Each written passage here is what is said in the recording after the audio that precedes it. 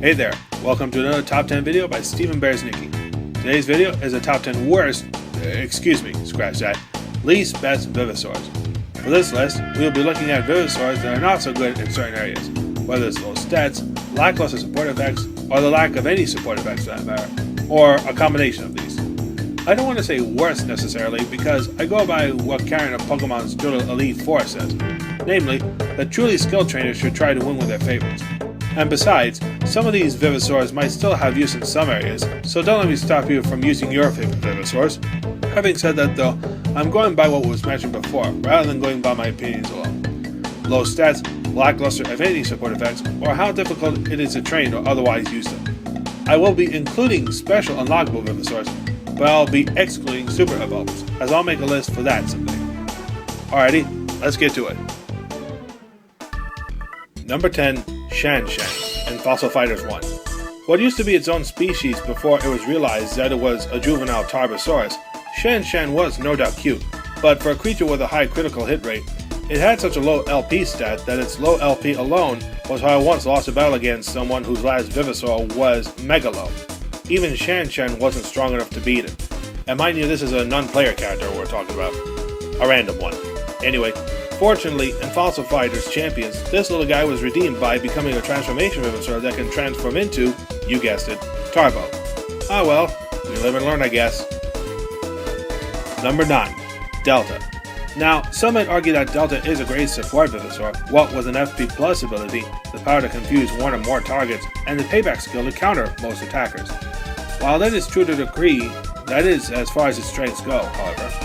Its confuse skills have rather low percentage rates, it lacks actual support effects, and FP Plus may not be enough when against a stronger creature, especially if said opponent can bypass counters, like the Turtle Vivosaur Kellon. But I gotta give credit to those who try. And another plus is that Delta shares a unique distinction with Dilopho, and that they are compatible with nearly any Vivosaur groups, except for the Bonysaurs, Zombiesaurs, Dinoreans, and the Japanese Vivosaurs, as well as those who have no team skills in the first place. Number 8. Shoni. The only Ichthyosaur Vivosaur in the first and second Fossil Fighters games, Shoni is, unfortunately, one of those Vivosaurs that is slow to develop at first. And while it doesn't reduce its allies' stats in the second game like it did in the first, the raise is still small, making one question as to whether they should use it or not. That is entirely up to you, though I would recommend raising its stats sufficiently first. And be sure not to use it against air-type Vivosaurs, as its elemental boost ability means it and other water types will have a hard time taking them down. Number 7. Neo. Much like in most shows, live action or animated, just because a character is strong or cool doesn't necessarily mean they will win a fight. Neo is one of these Vivosaurs. Though it looks elegant and cool whether or not it has a super fossil part integrated to it, it lacks any support effects, meaning Neo, competitively anyway, is to occupy the attack zone until further notice. Plus, it has a weak defense stat at lower ranks, meaning that one must rank it up before using it in battle often. I mean, one can use a silver-bodied fossil when it starts out, but I wouldn't recommend that. What about a miraculous fossil rock? Well, maybe. At least it has some decent excite skills, like its team skill in Champions. Number 6. Hopter. You think that the Vivosaurs you love obey your every command as an expression of their love for you, especially in times of crisis, right? Nope, not Hopter. Thanks to it being the lone holder of the Berserker ability, if its otherwise high LP stat drops to 50% or lower, you command it to use a strong move, Hopter says, forget that, and uses the most ineffective move, inflicting damage on a random Vivosaur, even an ally, or itself for that matter, at the worst possible time. Trust Hopter to mess things up when the world is at stake, right? I can't say blame her altogether though. I mean, honestly, who likes it when your boss tells you to come to work or otherwise keep working at certain times when such is inconvenient for you? I'm gonna need you to go ahead and come in tomorrow. So if you could be here around 9, that would be great. Okay? Oh, and I almost forgot.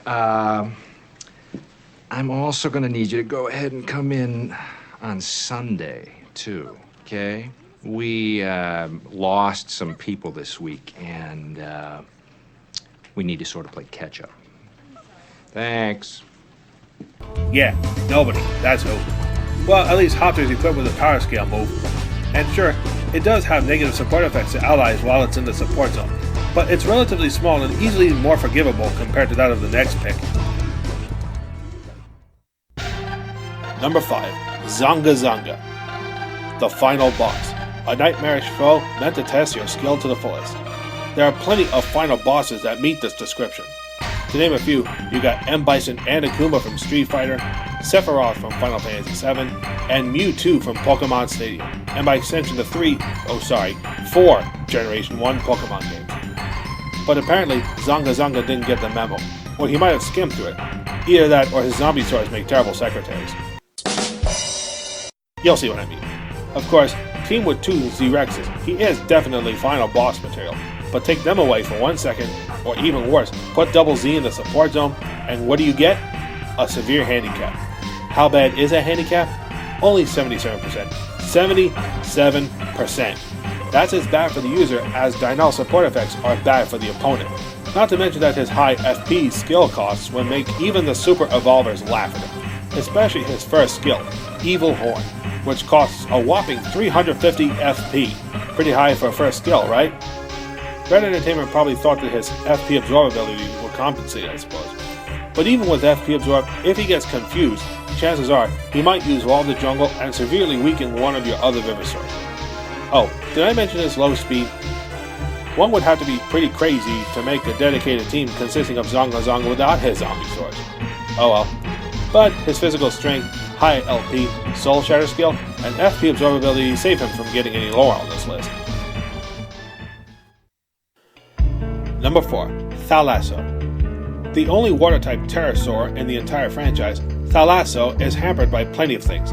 A small speed increase, regular poison scales that are only 50% or lower, and like Dilafo, only a 10% increase from its FP Plus ability. Its rotation ability could make it useful though, in addition to its decent LP stat and great speed stat. But one must be careful if they're up against air-type Vivosaurs, especially long-range attackers. Number 3. B. Tricera. More like B. Proto. I mean, look at how low its LP stat is.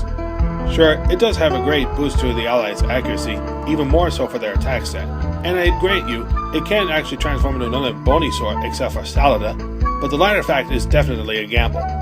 While it can change its element in so doing, like all other transformation Vivosaurs, it unfortunately cannot carry over its Super Golden Fossil stat gains with it. That means any Bonisaur that it transforms into is even more vulnerable to attack. While its best transformation is probably B. Plesio, if it becomes anything else, you might be doomed to loss because of the new Bonisaur's even lower battle stats. Plus, its otherwise great stat gains are of no value if you don't have anyone on your field to boost in the first place. If you're a dedicated Bonisaur user though, all I can say is battle with caution. Number 2. Z-Terra. Great negative effects against the enemy, not so great stats. It has the lowest base LP stat with a very measly 10, boosted of course with a built-in 100-point gold fossil, making that 110 technically. Even with that though, the poor guy might be an Achilles heel to himself. I mean, sure, its support effects penalize the AZ enemy stats, but if the enemy happens to be a long-range SZ attacker like Z-Terra is, you just nick the little guy and pow! KO. Before we get to my top pick, here are some, not exactly honorable mentions. Django. Support effects aren't so good. Metria. Support effects aren't so good. Plus it only has a 30% excite skill. Dynal is still strong but nonetheless nerfed its champion. Igno has similar but lesser drawbacks compared to Zhonggazonga, but it is compensated with solar power. Xeno possesses the lowest accuracy stat, but also has a 100% critical hit rate, and as such can be deadly with the right setup. All chicken Vivosaurs. They are great team players, but have low LP. Use with care. Number 1. Tanzilla. Poor Tanzilla, the Dan Hibiki of the Fossil Fighters franchise. Much like said Street Fighter Psycho Ryu fighting style, just because it sounds awesome doesn't mean it will work out like that. Let's see, what's Tanzilla got? Okay, he's got the Link ability, a 50% decrease in the enemy's accuracy stat, enters battle with super inflame applied, and that's about it. That's all he's got going for him. Everything else is, well, subpar. Like most carnivorous Vivosaurs, he's a close range fighter, which might question his Link ability's usefulness.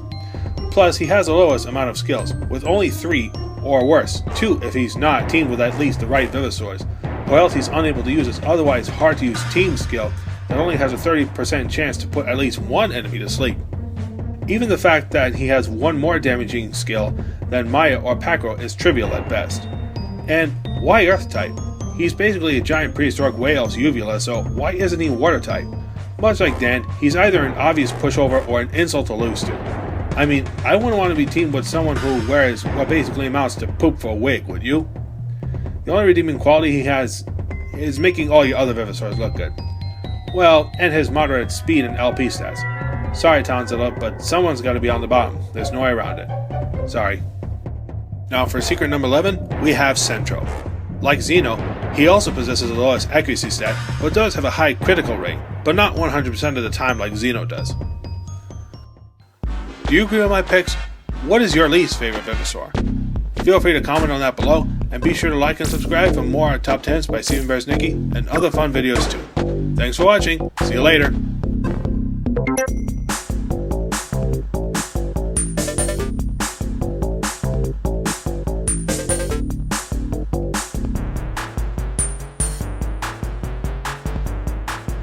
You